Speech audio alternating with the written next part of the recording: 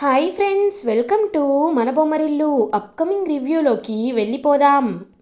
Ganga super మార్కెట్కి వచ్చి రుద్ర వాళ్ళకి ఒక మంచి ఐడియాని ఇస్తుంది. ఎప్పుడైనా బియ్యం పప్పు రెండు కలిపి కింద పడిపోయి పాపం ఎక్కడ వేస్ట్ అయిపోతుందేమోనని రుద్ర వాళ్ళు అనుకుంటే వాటితోనే కిచిడీ చేసి 2,500 కాస్ట్ పడిన బియ్యం పప్పుని 5,000 లాభానికి అమ్మేస్తుంది గంగ. గంగ తెలివితేటల్ని విజయేంద్ర ప్రతాప్ ఎంతో మెచ్చుకుంటూ ఉంటాడు. శకుంతల జెలస్గా ఫీల్ అవుతుంది. నేను గంగని సేల్స్ హెడ్గా చేస్తాను, సేల్స్ డిపార్ట్మెంట్కి హెడ్గా నేను గంగని అపాయింట్ చేస్తాను అని విజయేంద్ర ప్రతాప్ చెప్పడంతో ఒక్కసారిగా శకుంతల షాక్ అయిపోతుంది. ఏంటండి, తనని తీసుకువెళ్ళి బిజినెస్ చేయిస్తాను అంటున్నారు, నాకిది నచ్చలేదు. అయినా అంత ఎక్స్పీరియన్స్ కూడా గంగకి లేదు అని అంటే ఎవరైనా మొదటి అడుగు నిండా స్టార్ట్ అవ్వాలి. కాబట్టి ఎక్స్పీరియన్స్ అనేది రాను రాను వస్తుంది, అందులో తప్పేముంది. ఈ విషయంలో నేను ఎవ్వరి మాట వినను అని చెప్పడంతో ఇంకా అలా జెలస్గా ఫీల్ అయ్యి చూస్తూ ఉంటుందన్నమాట. శకుంతల ఏమీ మాట్లాడకుండా లోపలికి వెళ్ళిపోతుంది. ఇది ఇలా ఉండగా విజయేంద్ర ప్రతాప్ ప్రమీల దగ్గరికి వెళ్ళి, అమ్మ ప్రమీల, ఇప్పుడు ఎలాగో గంగ ఇంటికి వస్తుంది, వచ్చాక మన ముసుగు వేసే సాంప్రదాయం గురించి తనకి చెప్పి తనని రేపటికి తయారు చేయండి. మళ్ళీ ఆ రోజు రిసెప్షన్ లాగా ఎక్కడా మొహంతో కనబడుతుందేమోనని భయంగా ఉంది. అసలే పాపం తను చిన్నపిల్ల కదా, తనకి తెలియదు కాబట్టి మనమే చూసుకోవాలి అని చెప్పడంతో ఖచ్చితంగా మావయ్య గారు, నేను దగ్గరుండి చూసుకుంటాను, మీరేమి కంగారు పడకండి అని ప్రమీల మాటిస్తుంది విజయేంద్ర ప్రతాప్కి. ఇది ఇలా ఉండగా మార్నింగ్ అవుతుంది. అలా గంగ నిద్రలేచి వస్తూ ఉంటే ముగ్గురు వచ్చి గంగని రెడీ చేస్తూ ఉంటారు. నన్ను ఏం చేస్తున్నారు అని అడుగుతుంది. చూడు, ఇవాళ మన ఇంట్లో ఒక సాంప్రదాయం ఉంది, ముసుగు వేసే సాంప్రదాయం. భార్యాభర్తలు కొత్తగా పెళ్ళైన వాళ్ళలో భార్య ముసుగు వేసుకొని కిందకి వస్తుంది. ఒక రోజంతా భర్తకి తన ముఖాన్ని చూపించదు. అప్పుడు భర్త భార్య ఒడిలో సౌభాగ్యానికి సంబంధించిన వస్తువులు, భార్యకి ఇష్టమైన వస్తువులని పెడతాడు.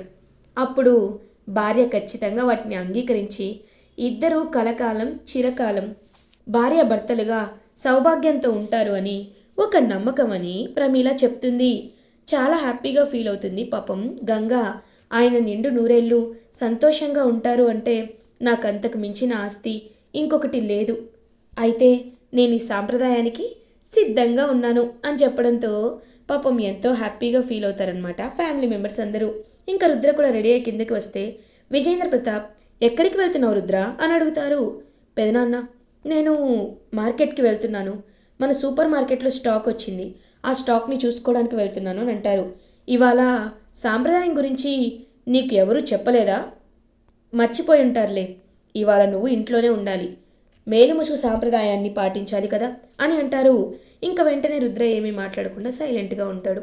అలా రుద్ర హాల్లో కూర్చొని ఉంటాడు. కరెక్ట్గా అదే టైంకి ఇషిక వీరు ఇద్దరూ రుద్ర ఇచ్చే తాంబూలం దగ్గరికి వచ్చి అందులో బాక్సింగ్ గ్లౌజెస్ని పెడతారు. ఇప్పుడు ఈ బాక్సింగ్ గ్లౌస్ చూస్తే ఖచ్చితంగా అత్తయ్యకి కోపం వస్తుంది, అత్తయ్యకి రుద్రబావకి మధ్యలో చిచ్చు పెట్టినట్టు అవుతుంది అని ఫిక్స్ అయ్యి తాంబూలాలలో బాక్సింగ్ గ్లౌజ్ వేసి కప్పేస్తారు ఇషిక. అప్పుడే కరెక్ట్గా ఇంకా ప్రమీల అయితే ఆ తాంబూలం పట్టుకొని హాల్లోకి తీసుకొస్తుంది. విజయేంద్ర, రుద్ర, ఎలాగో గంగ వచ్చేసింది కదా, గంగ చేతిలో ఆ తాంబూలాన్ని పెట్టి నీ మనసులో మాట చెప్పు అని అంటారు విజయేంద్ర.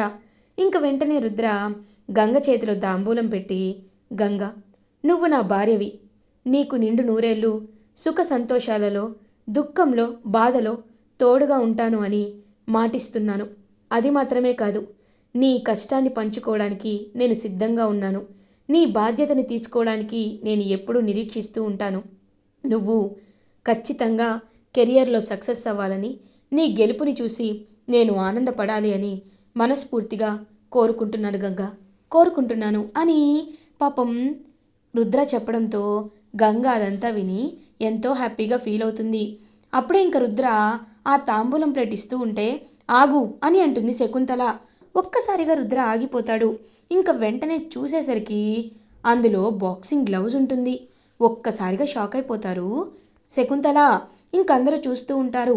శకుంతల చాలా కోపంగా రుద్ర వైపు చూస్తూ, అంటే నీ భార్యని సాధారణ మనిషిలా కాకుండా ఛాంపియన్లా చూడాలనుకుంటున్నావు అంతే కదా అని అంటారు. "ఆ, నేను ఇది పెట్టలేదు" అని అంటాడు రుద్ర.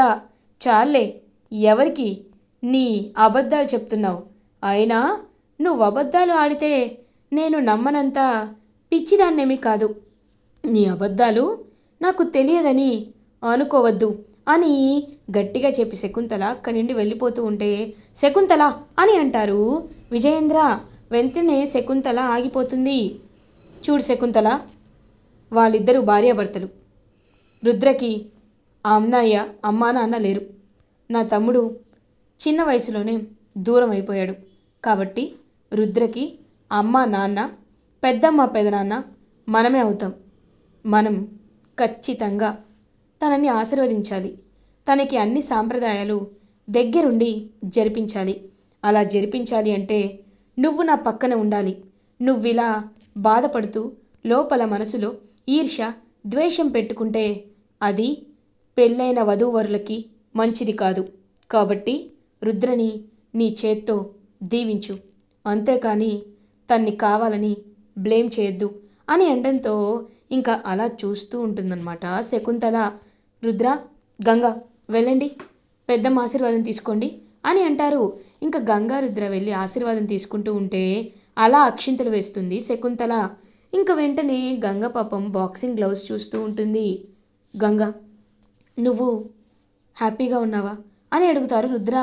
సార్, నేను చాలా హ్యాపీగా ఉన్నాను. కాకపోతే సూపర్ మార్కెట్కి రావాలనిపిస్తుంది. మీరే వద్దంటున్నారు కదా అని ముసుగులోనే మాట్లాడుతూ ఉంటుంది.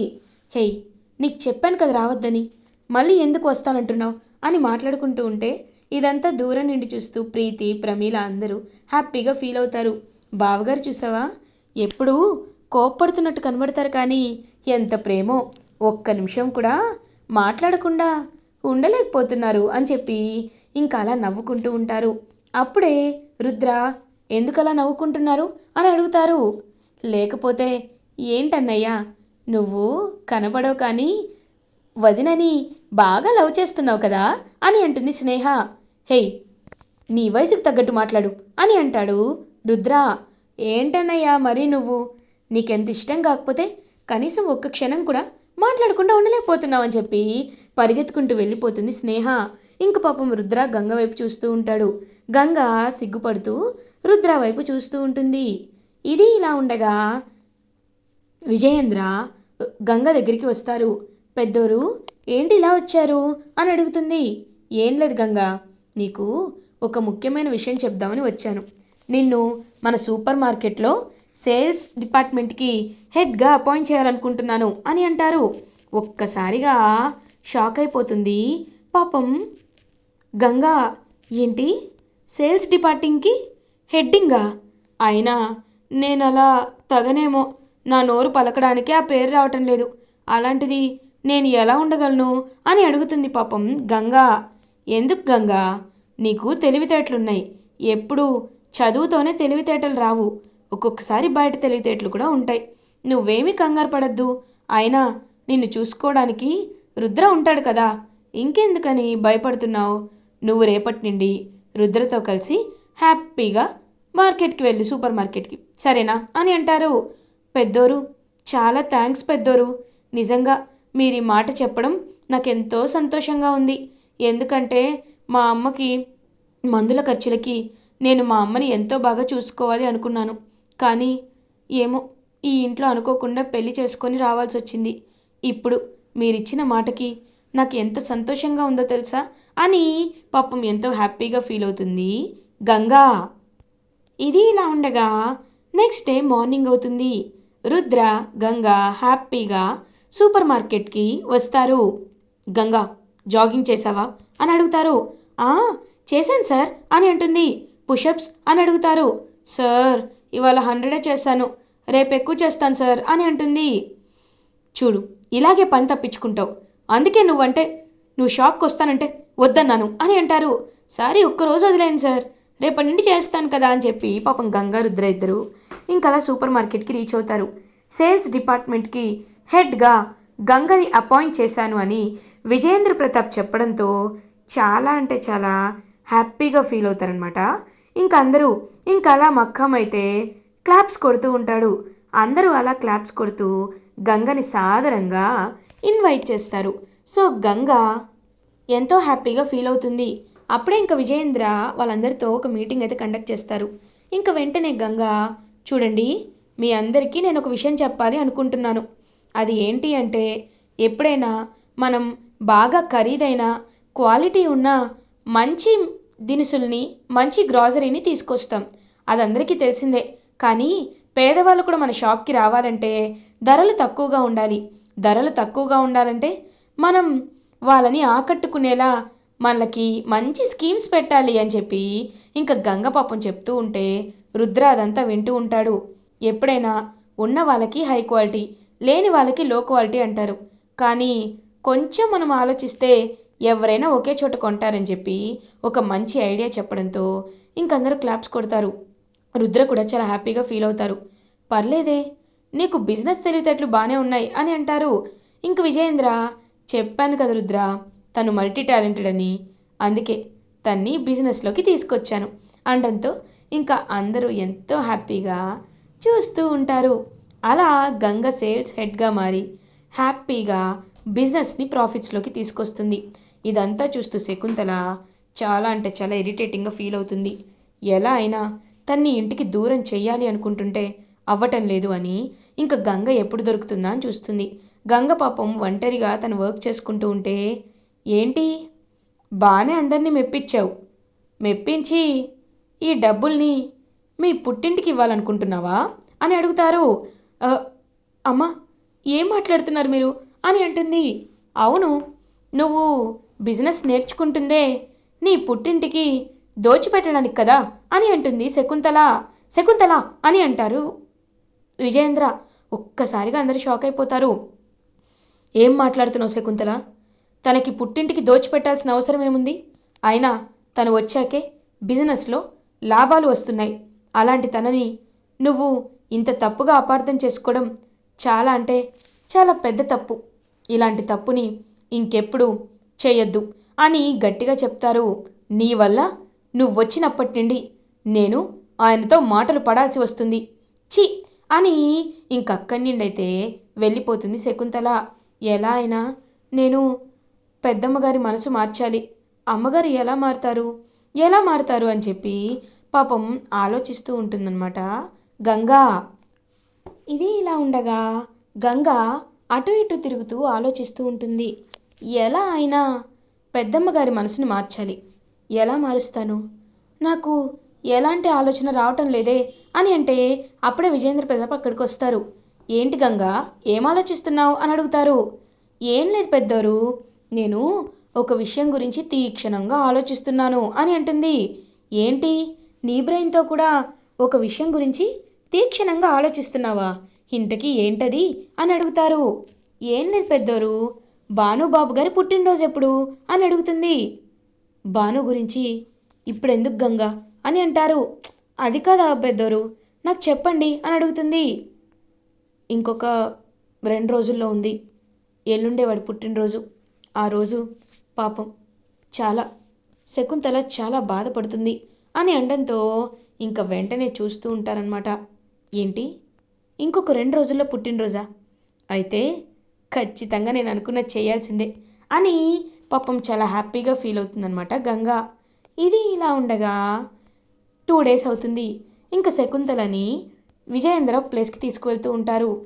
ఏంటండి, నన్ను ఎక్కడికి తీసుకువెళ్తున్నారు అని అడుగుతుంది. నేను చెప్తాను కదా రా అని చెప్పి తీసుకువెళ్ళేసరికి అక్కడ ఒక అనాథ శరణాలయం దగ్గరికి తీసుకువెళ్తారు. ఇక్కడికి ఎందుకు తీసుకొచ్చారో అని అడుగుతుంది. ఎందుకంటే నేను ఒక ముఖ్యమైన విషయాన్ని నీతో మాట్లాడడానికి అని అంటారు. ముఖ్యమైన విషయమా? ఏంటది అని చెప్తూ ఉంటే, ఇదిగో దా అని లోపలికి తీసుకువెళ్తారు. తీసుకువెళ్ళి చూసేసరికి అక్కడ పిల్లలందరూ హ్యాపీగా భోజనం చేస్తూ, భానుప్రతాప్ గారికి మేము మనస్ఫూర్తిగా థ్యాంక్స్ చెప్తున్నాం. భానుప్రతాప్ గారు ఎక్కడ ఉన్నా హ్యాపీగా ఉండాలి. ఆయన ఆత్మ శాంతిగా ఉండాలి అని చెప్పి పాపం పిల్లలందరూ ప్రే చేస్తూ ఉంటారు. అదంతా చూసి ఎంతో హ్యాపీగా ఫీల్ అవుతారనమాట శకుంతల. ఇంకలా చూస్తూ ఉంటుంది. మేడం, మీరు వాళ్ళ అమ్మగారు కదా, మీరు హ్యాపీగా ఉండాలి అని చెప్పి అందరూ అంటూ ఉంటే, ఏమండి, ఏంటిది, ఇవాళ భాను పుట్టినరోజు, ఈరోజు ఇంత సంతోషంగా ఇదంతా ఏర్పాటు చేసింది ఎవరు అని అడిగేసరికి, మేడం, ఇదంతా ప్రతి ఏడాది ఏర్పాటు చేసేది Rudra sir madam. Rudra sir ఈ పిల్లల ఆకలిని తీరుస్తున్నారు, ఆయన కష్టాల్ని పాలు పంచుకుంటున్నారు, పిల్లలకి ఏ లోటు రాకుండా ఆయన చూసుకుంటున్నారు మేడం అని చెప్పి రుద్ర ఎప్పటి నుండో ఇలా చేస్తున్నాడని చెప్పడంతో ఒక్కసారిగా చాలా అంటే చాలా హ్యాపీగా ఫీల్ అవుతుందన్నమాట శకుంతల. రుద్ర భాను బర్త్డేని ఇంతలా గుర్తుపెట్టుకున్నాడు, నేను రుద్రని అనవసరంగా అపార్థం చేసుకుంటున్నాను అని పాపం పశ్చాత్తాపంతో కుమిలిపోతూ ఉంటుంది శకుంతల. ఇంకలా శకుంతలకి రుద్రప్రతాప్పై మంచి పాజిటివ్ ఇంప్రెషన్ రావడంతో చాలా హ్యాపీగా ఫీల్ అవుతుంది గంగా. ఇలా ఎపిసోడ్ ఎండ్ అవుతుంది. ఫర్దర్ ఎపిసోడ్ రివ్యూస్ ముందుగా మీకు కావాలి అనుకుంటే మా ఛానల్ని సబ్స్క్రైబ్ చేసుకోండి. Thanks for watching.